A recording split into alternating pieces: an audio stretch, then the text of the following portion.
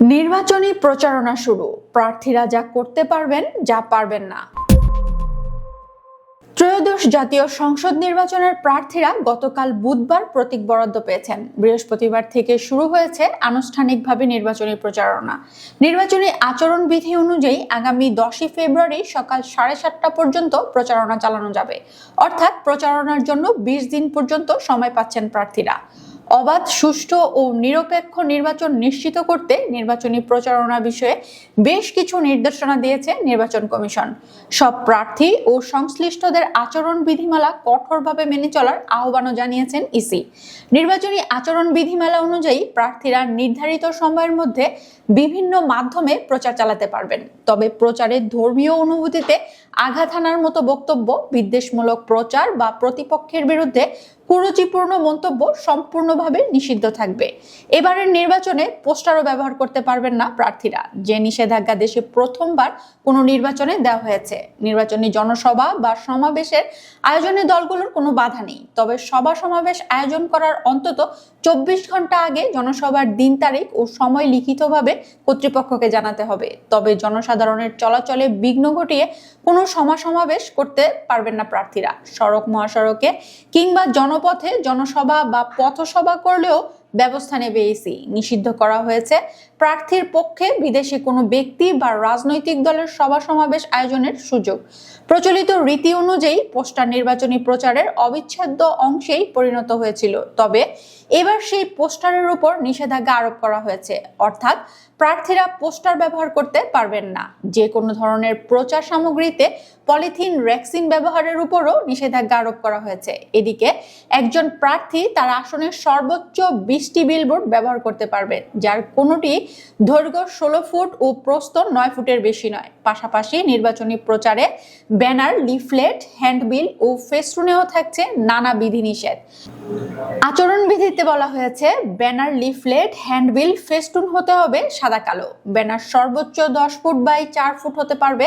Leaflet বা হ্যান্ডবিলের আয়তন হতে পারবে সর্বোচ্চ A4 আকৃতির। আর ফেস্টুনের সর্বোচ্চ মাপ বেঁধে দেওয়া হয়েছে সর্বোচ্চ 18 ইঞ্চি বাই 24 ইঞ্চিতে। নির্বাচন কমিশন জানিয়েছে, ব্যানার, লিফলেট বা হ্যান্ডবিল ও ফেস্টুনে প্রতীক ও নিজের ছবি ছাড়া অন্য কোনো ব্যক্তির ছবি বা প্রতীক ছাপানো যাবে না। প্রার্থীর ছবি হতে হবে শুধু পোর্ট্রেট আকারে। প্রচারে ব্যবহার করা ছবির আয়তন সর্বোচ্চ 60 সেন্টিমিটার বাই 45 সেন্টিমিটার হতে পারবে। নিবন্ধিত রাজনৈতিক দলের মনোনীত প্রার্থীরা তাদের প্রচার সামগ্রীতে কেবল দলীয় প্রধানের ছবি ব্যবহার করতে পারবেন। কোনো প্রার্থীর নির্বাচনী প্রতীকের দৈর্ঘ্য, প্রস্থ বা উচ্চতা 3 মিটারের বেশি হতে পারবে না। প্রার্থী তাদের নির্বাচনী এজেন্ট বা প্রতিনিধি সামাজিক যোগাযোগ মাধ্যমে প্রচার চালাতে পারবেন, তবে প্রচার শুরুর আগে রিটার্নিং কর্মকর্তার কাছে প্রার্থী, দল বা সংশ্লিষ্ট পেজের নাম, অ্যাকাউন্ট আইডি, ইমেইল সহ শনাক্তকরণ তথ্য জমা দিতে হবে।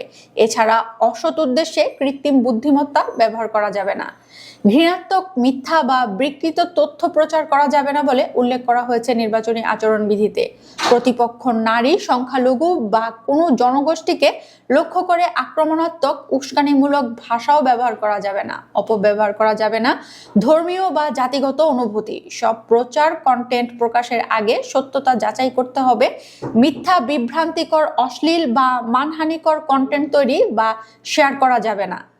এদিকে নির্বাচনী প্রচারে বাস, ট্রাক, নৌযান, মোটরসাইকেল কিংবা অন্য কোনো যান্ত্রিক বাহন নিয়ে কোনো মিছিল, জনসভা কিংবা কোনো শোডাউনে না করা হয়েছে। প্রচারে যানবাহন সহকারে কিংবা যানবাহন ব্যতীত কোনো ধরনের মশাল মিছিলও করা যাবে না। এছাড়া রাজনৈতিক দলগুলোর ক্ষেত্রে দলীয় প্রধান ও সাধারণ সম্পাদক ছাড়া অন্য কাউকে হেলিকপ্টার বা অন্য কোনো আকাশযান ব্যবহার করতে নিষেধ করা হয়েছে।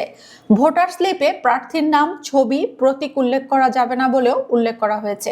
আরও বলা হয়েছে, প্রচারে তোরণ নির্মাণ কিংবা আলোকসজ্জা নিষিদ্ধ থাকবে। নির্বাচনী আচরণবিধি লঙ্ঘনের ক্ষেত্রে কঠোর শাস্তির বিধান রাখা হয়েছে।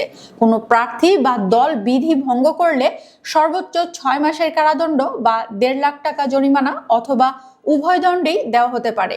দলের ক্ষেত্রেও 1 লাখ টাকা পর্যন্ত অর্থদণ্ডের বিধান রাখা হয়েছে। এমনকি তদন্তে প্রমাণিত হলে প্রার্থিতাও বাতিল করার ক্ষমতা নির্বাচন কমিশনের হাতে রয়েছে।